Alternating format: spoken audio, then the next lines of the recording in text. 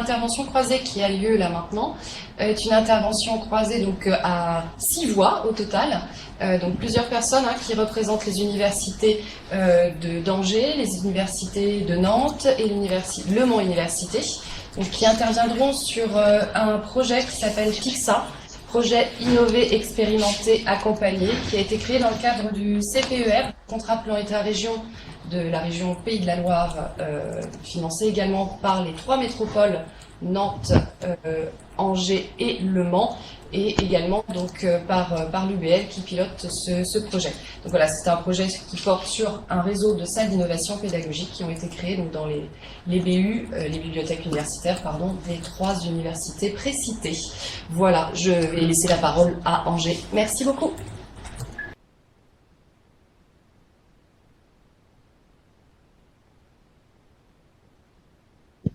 Merci.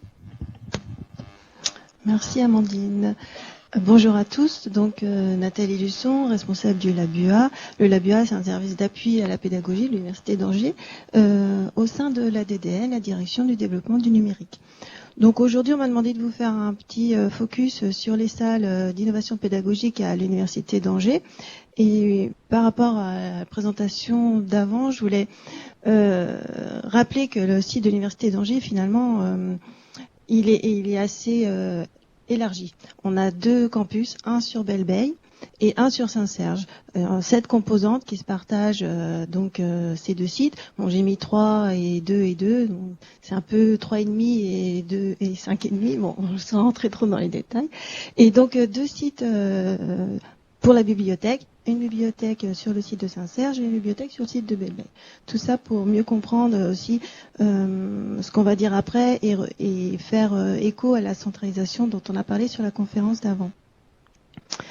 Donc les salles d'innovation pédagogique, on en a plusieurs à l'université. Donc la salle Burgess qui se situe dans la bibliothèque de Belle-Beille, la salle Manimal dans laquelle on est aujourd'hui, donc et elle qui est sur le site faculté de santé, donc côté Saint-Serge. 3 nouvelles salles sont apparues cette dernière année 2018-2019, donc des salles qui sont cette fois-ci dans les composantes. Donc l'école tourisme, salle 402, la faculté DEG, petite salle 12, et une deuxième dans l'école du tourisme. Je vais vous les présenter visuellement. Alors avant, juste un rappel plutôt technique, dans l'équipement audiovisuel qui a été mis dans ces salles, c'est principalement du matériel Kramer qui permet de faire de la gestion des écrans comme on a fait aujourd'hui, des vidéoprojecteurs qui permet aussi d'enregistrer ce que les enseignants ou le travail des étudiants sur les 2 grands écrans que vous verrez sur les photos. Et dans une salle, une solution différente a été choisie qui est juste de la présentation sur écran à partir de la solution Click on Share. Alors, la salle Manimal, celle dans laquelle on est aujourd'hui, c'est une salle avec des îlots de couleurs. C'était une demande précise de notre VP à l'époque, donc ça nous a fait bien rire. Mais finalement, on peut aussi utiliser ces couleurs pour faire des scénarios pédagogiques, même si ça n'a pas encore été fait et pratiqué par les enseignants. Donc, c'était une petite touche ludique, mais pourquoi pas. Donc vous voyez, donc j'ai affiché les prix, j'ai affiché donc aussi la date d'ouverture des salles. Je vais peut-être pas les redire à chaque fois. Je vous dis bon, pour les 2 premières, c'est les salles plus importantes. Donc là quand même, le mobilier, l'audiovisuel, la visioconférence qui a été installée dans cette salle ont coûté quand même 85 000 €. Donc les travaux de cette salle Manimal ont été financés par le projet Manimal. Donc ce sont des cours qui ont été mis en place pour plusieurs écoles entre Nantes et Angers.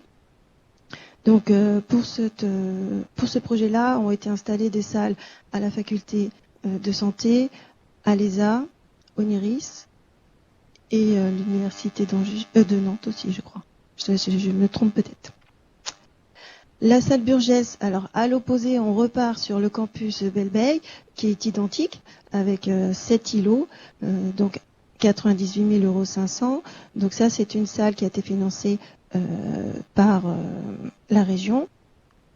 Donc équipée de la même façon, chaque îlot, donc 7 places, un écran, pour visualiser le travail de 4 poste, des tableaux blancs recto verso sur lesquels les étudiants peuvent écrire, mobiles aussi, et puis donc 2 grands écrans pour projeter soit les travaux des étudiants et un écran plus, on va dire, professeur pour que l'enseignant diffuse son cours. Donc tout est mobile. On avait aussi rajouté dans cette salle Burgess des petits poufs, vous voyez, pour essayer de faire un petit coin plus détente, mais 4 petits poufs de couleur qui finalement, dans une composition plutôt centrale, permet aussi aux étudiants d'avoir peut-être un rôle. Certains enseignants l'utilisent aussi comme ça, donc ça c'est intéressant. Sinon c'est juste une assise différente des autres. Les nouvelles salles qui ont été ouvertes après donc l'utilisation quand même importante de la salle Burgess et la salle Manimal, donc on va dire ces salles ont donné des envies. Dans les composantes, des budgets ont été levés, plus par la direction du patrimoine, pour ouvrir des salles donc dans les composantes. Donc une salle plus assez, on va dire, j'ai perdu mon mot, moins avec des mobiliers peut-être moins mobiles, quoique elles ont quand même des roulettes ces chaises-là. Hein. Donc, mais c'est plus rectangulaire. Moi, je cherchais mon mot, mais j'ai pas trouvé. Donc là, on a quand même des îlots. Il n'y a plus les tableaux pour écrire, mais il y a quand même les îlots, les écrans, et encore une fois, tout est mobile. C'est très rectiligne, voilà. Mais ça fonctionne. Alors les nouvelles salles, elles sont redevenues avec de la couleur, donc selon les demandes des composantes. Vous voyez, les chaises sont un peu différentes, mais on est retourné sur du complètement mobile, des écrans même sur les côtés vitres qui sont quand même très lumineuses. Donc tout a été pensé avec aussi des tableaux Velleda. Et puis donc la dernière de l'histoire qui est assez étouffante, elle a beaucoup de chaises, mais ça fonctionne par rapport aux besoins de la composante, donc c'est fait de cette façon-là. Alors ce que moi je voulais revenir, c'était sur l'accompagnement. Excusez-moi. Ensuite, on a parlé beaucoup des salles. Oh, je vais trop vite. Excusez-moi. Bon, je recommence. Tac, tac, tac. Voilà.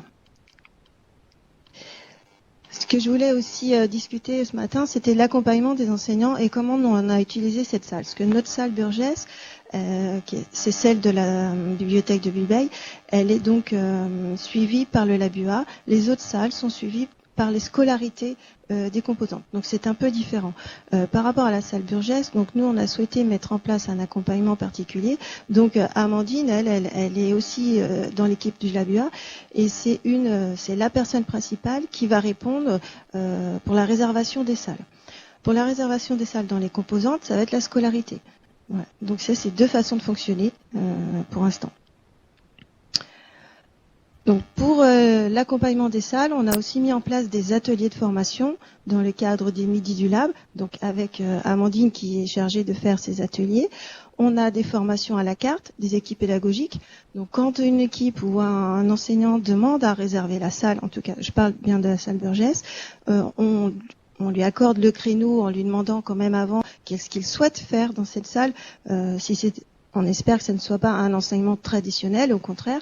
Donc, il a droit à un accompagnement en amont pour lui montrer techniquement comment ça fonctionne, mais pour aussi lui donner quelques idées quant à l'utilisation et aux usages qu'on peut faire dans cette salle.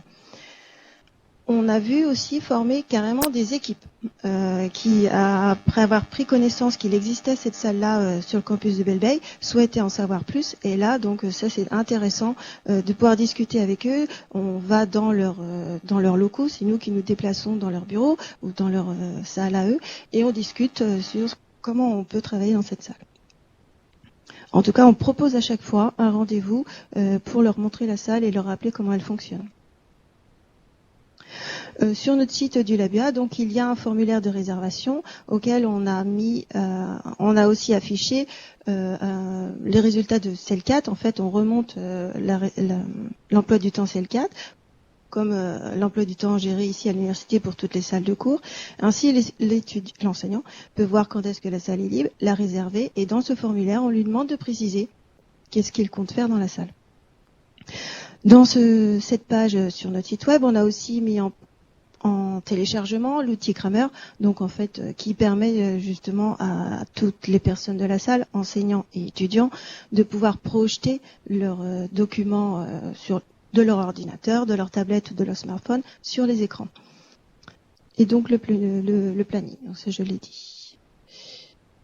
Alors voilà pour le Manimal, j'ai précisé. Pour les autres, c'est la composante, donc on n'a pas mis en ligne le formulaire de réservation, mais la salle Manimal est aussi accompagnée par une partie de l'équipe du Labua qui a des bureaux en santé. Donc c'est pour ça qu'on a mis sur notre site la réservation de la salle. Et pour finir, quelques statistiques sur l'année 17-18 pour donc nos 3 salles qui ont ouvert en 2017. Donc voilà, la salle Estoie à 80% d'utilisation, la salle Manimal 76 et puis la BU Bourget 77 sur, et ça je l'ai découvert en demandant les statistiques au service de la DPE, sur des calculs de 35 heures semaine sur 32 semaines. Et effectivement, notre salle à nous, elle est ouverte plus largement et plus longtemps. Donc on s'adapte au calcul du ministère. Mais nous, on a une plage d'ouverture de 8h30 jusqu'à 20h et 18h le vendredi.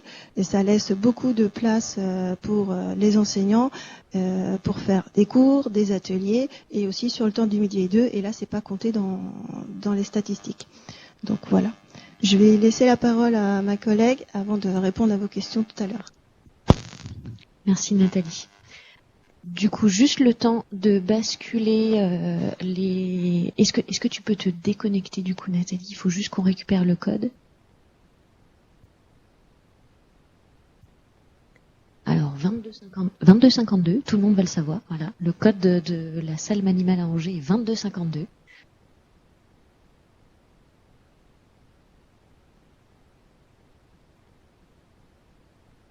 Voilà, parfait. Je passe la parole à Maude.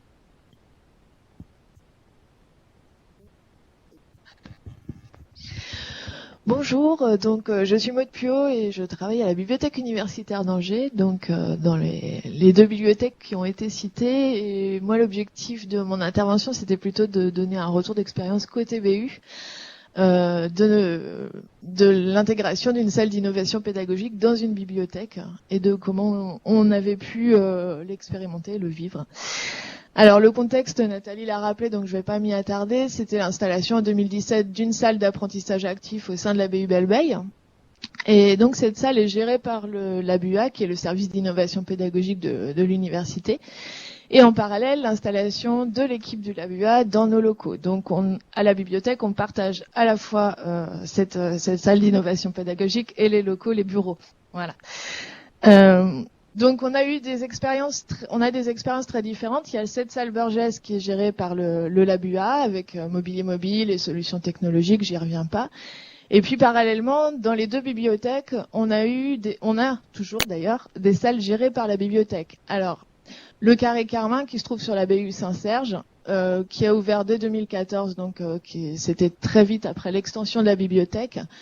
Et dans cette salle, on avait fait le pari de l'analogique, c'est-à-dire que on avait uniquement du mobilier mobile et on n'a pas eu du tout de numérique jusqu'à 2018. Et on a installé récemment un vidéoprojecteur, mais on avait vraiment fait le pari de l'analogique avec du coup des surfaces d'écriture très grandes, un mur Velleda et donc une arrivée du numérique très tardive. Dans la bibliothèque, on a aussi des salles de formation qui nous servent à nos formations, à la recherche d'informations. Donc, qui sont les salles Conakry et Cracovie. Et donc, ces salles ont été très longtemps des salles relativement classiques avec des randonnions et des PC fixes. Et on a essayé de changer la pédagogie avant de changer l'espace, c'est-à-dire qu'on a réfléchi sur de la pédagogie active et ensuite, une fois qu'on avait mis en place cette pédagogie active, on a réfléchi sur l'espace. Donc là, c'était un peu particulier aussi.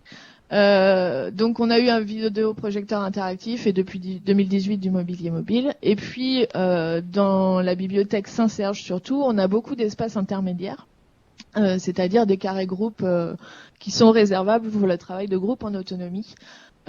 Pour les étudiants. Donc quelques photos très rapidement. Donc la salle Burgess Je vais pas revenir sur l'installation, mais ça nous sert, de temps en temps pour nos formations aux étudiants.